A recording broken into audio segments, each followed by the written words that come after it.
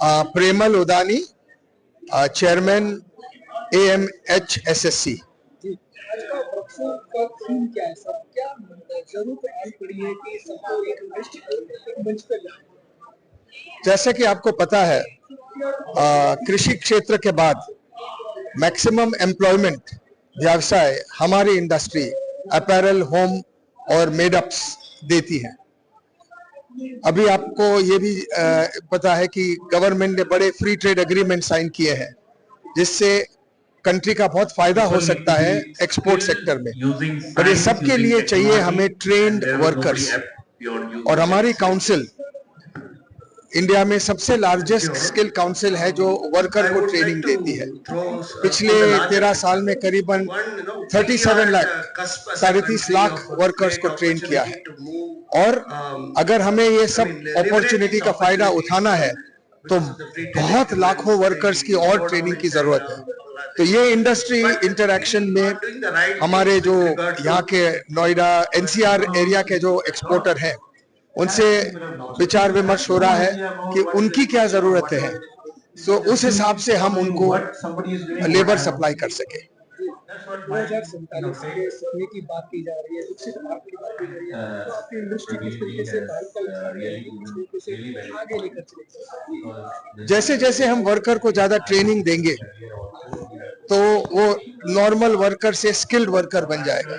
Skilled worker के बाद वो सुपरवाइजर बन जाएगा, लाइन सुपरवाइजर बन जाएगा, मैनेजर बन जाएगा, और जैसे वो आगे बढ़ता है उसका सैलरी इंप्रूवमेंट होती है, उसको और फैसिलिटीज मिलती है। तो ये हम बॉटम अप का अप्रोच कर रहे हैं कि विलेज से जिसको कोई होप नहीं है, पढ़ा लिखा इतना इंसान नहीं है, तो वो भी एक दिन फैक्ट्री का मैनेजर या जनरल मैनेजर बन सकता है। तो तभी होगा विकसित भारत। जब हम लोअर लेवल से अपर लाएंगे तब विकसित भारत का निर्माण होगा। So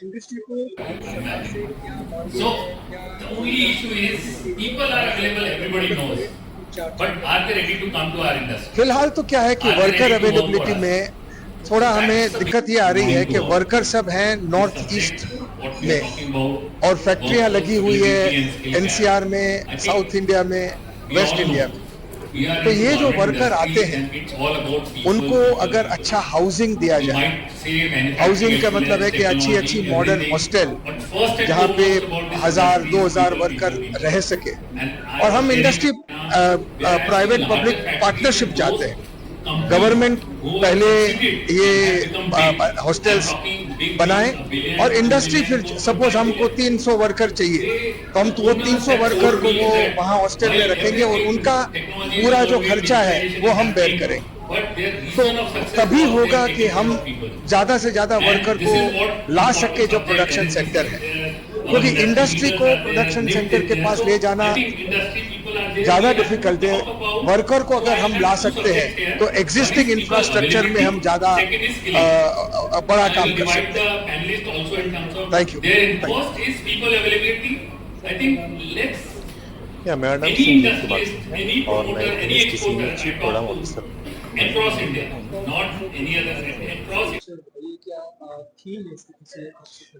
आज की वर्कशॉप का थीम है bridge between skilling and industry. अगर आप स्किलिंग के बारे में बात करें तो स्किलिंग, अगर स्किल्स एक प्रोडक्ट है तो इस प्रोडक्ट का एक्चुअल कंज्यूमर कौन है? एक्चुअल कंज्यूमर इसका इंडस्ट्री होता है। तो प्रोडक्ट और इंडस्ट्री के बीच में ऑलवेज एक सामंजस्य होना चाहिए। ब्रिज और गैप की तो कोई बात ही नहीं होती है। नाउ इंडस्ट्री कैसे किसी भी प्रोडक्ट को अपनाए या कोई भी कंज्यूमर कैसे अपनाए, इसके लिए उन दोनों के बीच में एक की डिमांड और सप्लाई और उनकी जो रिक्वायरमेंट है वो फुलफिल होगा, तभी ये कर पाएंगे।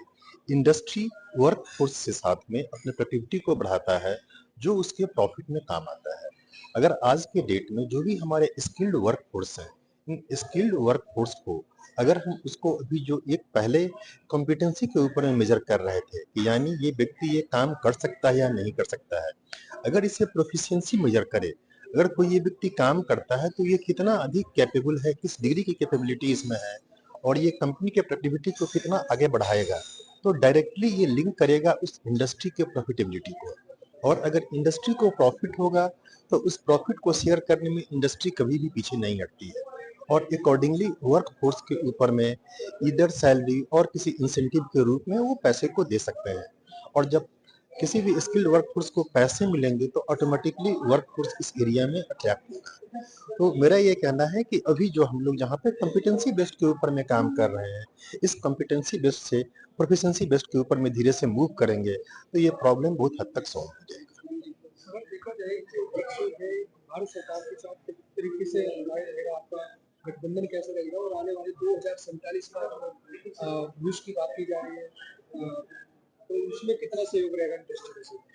देखिए, ये एक सामंजस्य पॉलिसी और इंडस्ट्री के बीच में हमेशा जरूरी है किसी भी इंडस्ट्री को आगे बढ़ने के लिए, क्योंकि ग्राउंड के ऊपर में काम तो इंडस्ट्री ही करता है। पॉलिसी मेकर्स का काम सिर्फ ये होता है कि एक इस ढंग से काम हो कि जितने भी प्लेयर हैं सभी को मौका मिले और एक फेयर कंपटीशन हो। तो पॉलिसी मेकर की पॉलिसी जो भी होती है it is always a conductive, और इस बिना कंडक्टिव और एक कोऑपरेशन के डेवलपमेंट संभव नहीं है। और जिस तरह से अभी हम लोग यहाँ पे एक कोऑपरेशन देख रहे हैं, एक कोऑपरेशन कंटिन्यू रहेगा और हमें लग रहा है कि आने वाले समय में और आगे बढ़ेगा। इस दोनों के कोऑपरेशन से ही जो 2047 में विकसित भारत को हम लोग सपना देख रहे हैं ये पूरा होगा। जितना अच्छा हम लोग का कोऑपरेशन होगा उतना अच्छा रिजल्ट। भारत सरकार से क्या डिमांड है? भारत सरकार से क्या डिमांड है आपकी? देखिए, गवर्नमेंट के साथ में डिमांड नहीं, हमें ये देखना होता है कि सरकार क्या हमें दे सकती है और उसके ऊपर में हम लोग कैसे एक कोऑपरेटिव वे में काम कर सकते हैं। जब भी अगर हम अपनी रिस्पॉन्सिबिलिटी को अगर पूरा करते हैं तो ऑटोमेटिकली जो हमारा राइट होता है वो राइट मिल जाता है। उसमें अगर हम डिमांड लेने जाते हैं तो उस वक्त रिस्पॉन्सिबिलिटी को हम भूल जाते हैं। तो हमारा यही है कि as per requirement of industry development, जो इंटरनेशनल मार्केट में बहुत सारे चेंजेज आ रहे हैं, तो हमारी पॉलिसी भी उसके साथ में एक कंडक्टिव इन्वायरमेंट रहे वहाँ पे, और हमें एक सहयोग ये मिले कि हम इंटरनेशनल मार्केट के साथ में अपने आप को अलाइन रख सके। यही हमारे लिए बहुत बड़ा सहयोग होगा। अदरवाइज जितने भी कॉम्पिटिशन्स होते हैं वो तो इंडस्ट्री खुद मैनेज करती है। मैं आशीष श्रीवास्तव, सीईओ AMHSSC, और आज ये हमारा एक इंडस्ट्रियल वर्कशॉप हो रहा है जिसमें हम लोगों ने यहाँ के जितने भी दिल्ली और NCR के जितने भी बड़ी इंडस्ट्रीज हैं उनको हमने यहाँ पे इनवाइट किया है। बेसिकली ये वर्कशॉप का आइडिया है एक एक्सचेंज अपने आइडियाज को करने के लिए कि हमारे यहाँ पे कितनी मैन पावर की रिक्वायरमेंट है, किस तरह के जॉब रोल्स की रिक्वायरमेंट है, और इसी के साथ में आज हमने अपना स्किल गैप स्टडी को भी जो है वो एक तरह से लॉन्च किया हुआ है यहाँ पे। और आज इस वर्कशॉप का आइडिया ना सिर्फ एक आइडिया लेना है हमें इंडस्ट्री की तरफ से कि हमें क्या चीजें करनी है, किस तरह के वर्कर्स की जरूरत है, एक आइडिया ये भी है कि जो टैलेंट पूल अपना काउंसिल जो तैयार कर रहा है आज की डेट में, इसको हमें इंडस्ट्री के साथ कैसे उस चीज को लिंक किया जा सकता है ताकि जो उनकी हायरिंग या जो उनकी रिक्वायरमेंट है उस चीज को हम एक तरह से सिंप्लीफाई कर सकें। दूसरा एक चीज ये भी है कि आज की डेट में हम जानते हैं कि जो इंडस्ट्री के जितनी भी रिक्वायरमेंट है वो बेसिकली किस तरह के जॉब रोल्स है जो उनकी जिसमें डिमांड सबसे ज्यादा हो रही है। तो हम लोग ये सिर्फ उस चीज को एक इनपुट हम इंडस्ट्री की तरफ से लेना चाह रहे हैं ताकि आने वाले समय में हम उसे ऑन द ग्राउंड इम्प्लीमेंट भी करवा सकें। और जैसा कि अभी हम सब जानते हैं कि अभी रिसेंटली 15 जुलाई 2026 को एक सीटा का जो है टाई अप हुआ है और इंडिया और यूके के बीच में, तो इसको देखते हुए एक ये चीज ये भी है कि आने वाले समय में हमें एक ह्यूज मैन पावर की जरूरत है। और अगर आपको देखा जाए तो AMHSSC जो है वो पूर्णतः तैयार है इस चीज को कि जितनी भी रिक्वायरमेंट आने वाले समय में मैन पावर की होगी उसे वो संपूर्ण करने में सक्षम हो पाएगा। ठीक, धन्यवाद। देखा जाए तो आपका जो ये एजेंडा है इसको लेकर भारत सरकार से कितना न्याय रहेगा, कितना संबंध अच्छे रहेंगे, और फ्यूचर में भारत का 2047 का जो सपना है वो किस तरह आप देखिए, इसमें यह है कि जिस तरह से मिनिस्ट्री काम कर रही है अगर उसको देखते हुए अगर हम लोग करें तो आने वाले समय में हमारे यहाँ पे जो जिस डायरेक्शन में भारत सरकार जाती जा रही है तो डेफिनेटली हमें बहुत मेजर हेल्प मिलेगा इस चीज में कि हम है ना आने वाले समय में मैक्सिमम एम्प्लॉयमेंट जनरेशन कर सकें।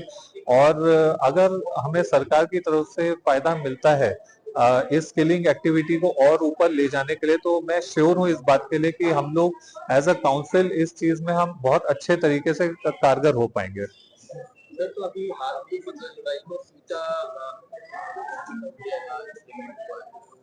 किस तरह से लगता है, क्योंकि ड्यूटीज काफी कम हो जाएंगी यूके और इंडिया के बीच में, देखिए अभी बच्चों को क्या फायदा मिलेगा, किस तरह के नए जॉब रोल्स क्रिएट होंगे और किस तरह की जॉब और क्रिएट होंगे, और इसके लिए आप लोग कैसे प्रिपेयर करेंगे? जी, देखिए अभी जो सीटा का टाइप हुआ है 15 जुलाई में, तो इसमें हम लोग उम्मीद कर रहे हैं कि 99% हमारे को टैरिफ में डिस्काउंट मिलेगा इसमें। और आने वाले जॉब रोल में अगर देखा जाए तो जितना भी आज हम बात कर रहे हैं कि डिजिटलाइजेशन और एआई बेस्ड जॉब रोल की, तो ये सारी चीजें जो है आने वाले दिनों में अपैरल सेक्टर स्किल काउंसिल ने ये सारे जॉब रोल्स इसमें क्रिएट किए हैं। और नॉट ओनली जो हम एक मिनिमम एक ब्लू कॉलर की बात करते हैं जहाँ पे हम लेबर क्लास की बात करते हैं, तो डेफिनेटली जो हमारा गैप है, जो हमारा बीच का जो जॉब रोल होता है एक फैशन डिजाइनर और एक लेबर क्लास के बीच का, तो वो जो एक रिक्वायरमेंट है हम लोग उसके लिए पूरी तरह से सक्षम है कि आज की डेट में इस सारे जॉब रोल्स और उनकी रिक्वायरमेंट को हम लोग फुलफिल कर पाएंगे। सर, अपने नाम को डेडिकेशन, अपना नाम। मेरा नाम आशीष श्रीवास्तव है और मैं सीईओ हूँ apparel made up and home furnishing sector skill council में।